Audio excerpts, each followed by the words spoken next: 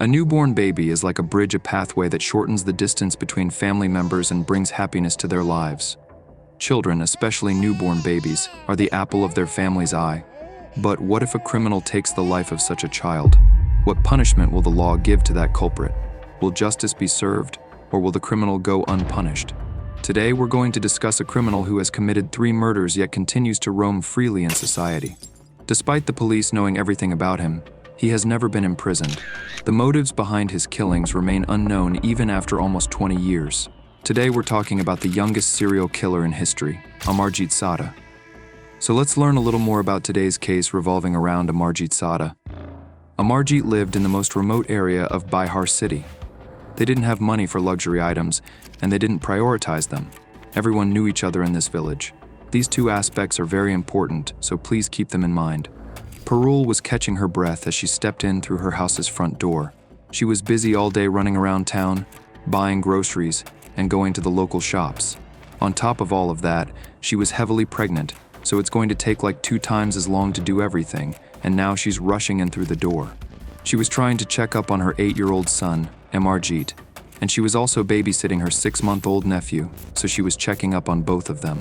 It's probably not a good idea to leave an 8-year-old in charge of the house to watch this 3-month-old baby. Amarjeet was an 8-year-old boy at that time. He was babysitting his cousin. Everything had been fine. Parul walked in through the door, and she saw her son Amarjeet just playing on the ground with all of his little toy cars. She was like, "Hey sweetie, I'm home." And she put down the groceries and asked Amarjeet where his 6-month-old cousin was. Amarjeet was just sitting there quietly and didn't even respond. "Sweetie, did you hear me? Where is the baby?" He was in the crib. He was not responding, so she stopped what she was doing and looked at her son, and she saw that he was kind of smiling. Like he was not laughing, he was not giggling, he was giving a creepy smile. "Come on, get out of here." "And where's the baby?" she asked her son. He stated it with such calmness. "Mom, I killed her." At first, she thought all of this was a joke. "Are you talking about where you hid the baby? The game is over. Hurry up and tell me." Amarjeet grabbed her hand and started leading her to the backyard. She started feeling a little bit more relaxed. She thought, "Okay, I will go outside." The baby will be lying flat on its back in the grass in the backyard, sucking its thumb and looking up at the sky. But as they were heading out, there was nothing in the backyard. She started getting that anxious feeling again, and she started scolding her son. "This isn't a good prank. Just tell me where you hid her. You have to tell me, this could be dangerous." He started silently leading her towards the back further and further, and finally he lifted his hand, his tiny little hand, pointed at the ground. There was a bunch of dirt that looked like it'd been freshly dug. She didn't even have time to think. She started digging until she saw the dead body of a baby. It looked like she had been in some sort of horrible, horrible car accident. It was her 3-month-old nephew's body. She looked at her son, and he just calmly said, "I smashed his head with a brick." Here a question arises: what about the other 2 murders? For the answer, let's start the story from the beginning. So yes, at this time there was a lot of poverty here, but the people here were very good. They took care of each other. They helped each other, which meant that almost everyone in this village knew each other. Amar lived in the most remote area of his city. Everyone in this village knew each other, including their families, fostering a sense of camaraderie and friendship among them. Anyway, in this village there was a family named Sada. The Sada family comprised many blood relatives, and their houses were all clustered closely together, resembling a joint family. Similar to a joint family where many individuals cohabit, the children in this extended family were well acquainted with one another. Despite being cousins, they frequently played together, went for runs, and spent time together. What could be better than having your siblings as your true friends?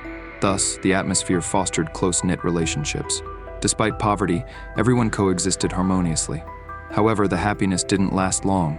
One day, unexpectedly, a 6-year-old girl from this family vanished.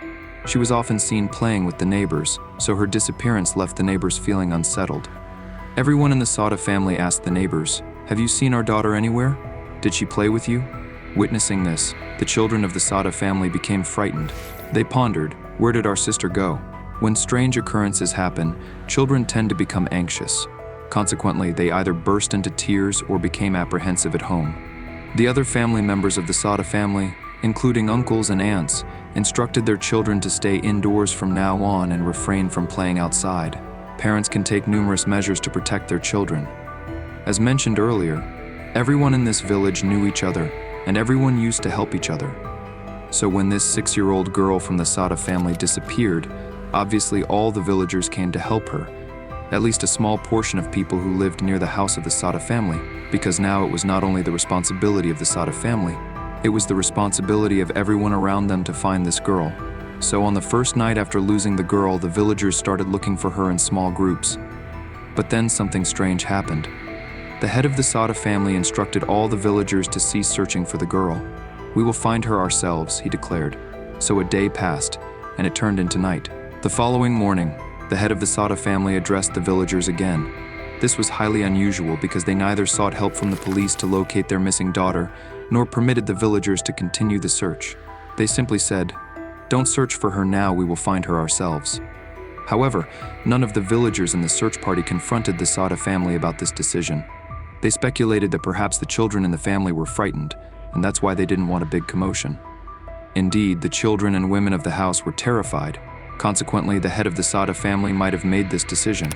Without further ado or questioning, the villagers left the Sada family to their own devices. Unfortunately, this turned out to be their gravest mistake.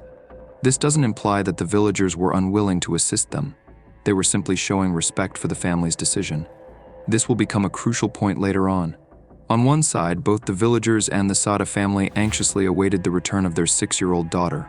Meanwhile, a somber atmosphere pervaded the village. Despite their concern, people refrained from asking the family about their daughter's whereabouts, respecting their privacy. The community genuinely cared for the Sada family and everyone in the village, which is why they hesitated to intrude. Amidst this solemnity, a glimmer of hope emerged. A new child was born into the family. This brought much-needed joy to their lives. It was almost as if one daughter had departed, only for God to bless them with another. Given the close-knit nature of the Sada family, the entire clan rejoiced together. Their neighbors contributed by bringing baby clothes and gifts for the newborn, extending their support in various ways. The villagers did whatever they could to alleviate their pain and assist the family, returning them to a semblance of normalcy. But then suddenly something happened again. Only 3 months after the birth of this child, that child disappeared. And now, no one could understand anything because, at this point, 2 children had disappeared from the same family. Where did they go? What is the connection between their disappearances? No one knew anything. But once again, the head of the Sada family told everyone in his family that the news of the disappearance of this child should not be known to the villagers outside. But now the child has disappeared from the house, so it was obvious that everyone would notice. The villagers were talking to each other, but no one said anything to the Sada family. The Sada family never mentioned those 2 children in their entire lives. It was almost like these 2 children were never in their family. So 4 to 5 months passed, and life was slowly returning to normal. People were gradually forgetting about the 2 children who had disappeared from the Sada family's house. The Sada family, too, was easing back into their routines. However, suddenly, another girl disappeared from the village. This time, it wasn't from the Sada family. The missing girl was a 3-year-old whose exact name is not known, but according to news articles, her name was Kushi. Kushi had recently started attending school that year. Her mother worked at Kushi's house, so she would always drop Kushi off at school in the morning and pick her up in the afternoon. However, on that day in 2007, when Kushi's mother, Daivi, was returning home, she did not find Kushi at the school gate. Daivi naturally grew anxious when she didn't find her daughter. The first thought that crossed her mind was that her daughter might have disappeared like the children from the Sada family. Consequently, she started to panic. However, unlike the Sada family, she sought help from the villagers. They rallied around her, joining the search for Daivi's daughter. As news of the disappearance spread, people from outside the village also joined the search efforts. Despite the collective efforts throughout the day, Kushi remained elusive. Daivi received no clues about her daughter's whereabouts. Eventually, she decided to go to the police station and filed a missing person report for her daughter. With the disappearance of the 3-year-old girl, the police swiftly became proactive and arrived at her house without delay. They immediately initiated the search for the missing girl. It was during this investigation that the police learned for the first time that Kushi was not the first girl to vanish from the village. 2 other girls had already disappeared prior to Kushi's disappearance. This revelation led the police to suspect a potential connection between the 2 previous cases and Kushi's disappearance. Consequently, they headed straight to the Sada family's house. Upon seeing the police, the Sada family became apprehensive. Initially, the police reprimanded the Sada family, questioning why they hadn't reported their daughter's disappearances earlier. In response, the head of the Sada family stated, "Sir, we didn't want our family's reputation to be tarnished in society. It's difficult to believe they concealed a perpetrator simply to preserve their social standing." Subsequently, the police inquired if they had any knowledge regarding Khushi's disappearance. Initially met with silence, suddenly a voice from another house spoke up, claiming that the only person in the entire village who could assist in locating Khushi was present. A woman emerged from the nearby house, leading a child named Amarjeet Sada forward. It was Parul, Amarjeet's mother. The child came in front of the police. But as soon as Amarjeet came there, something was off about him.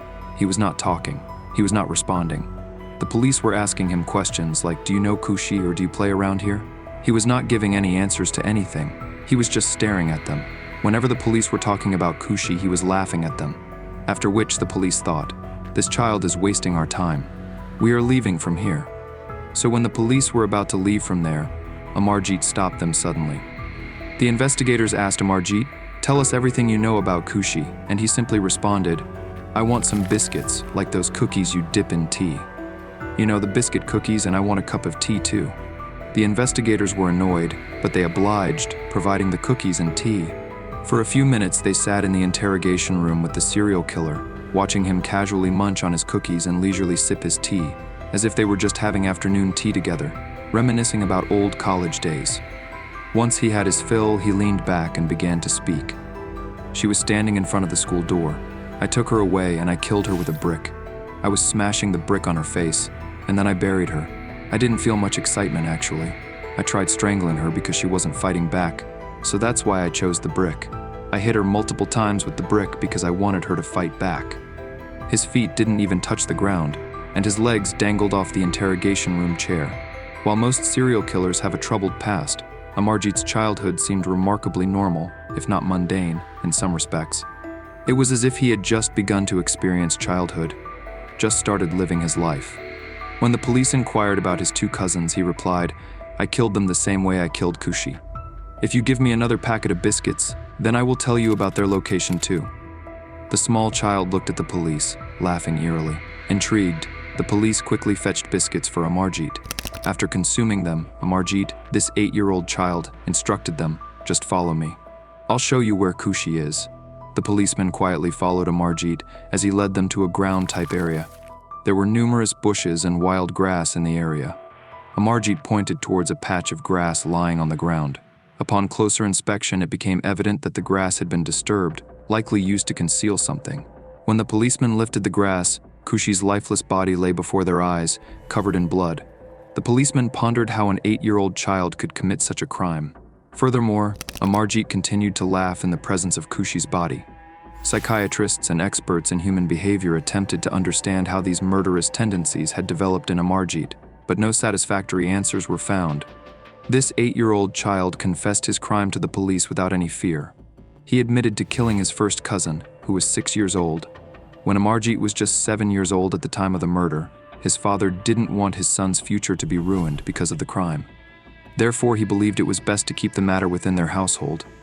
Amarjeet's own father was afraid of him, and his mother had begun to resent him. However, they still kept the matter within the family. When Khushi died, they felt that enough was enough. That's why Amarjeet's mother brought him to the police. Now, a question arises: what influenced him to murder 3 children? Amarjeet's entire family was poor, and he had never watched TV in his life. Therefore, there was no influence of violence or murder in his mind, because when you haven't seen anything in your life, how can it influence you? Thus, when he killed these children, he didn't even comprehend what it means to kill someone or the consequences of such actions.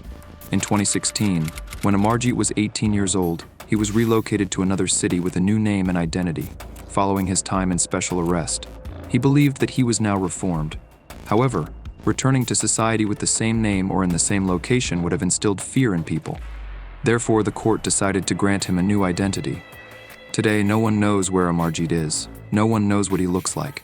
Perhaps he is watching this video. The motives behind Amarjeet's killings remain unknown.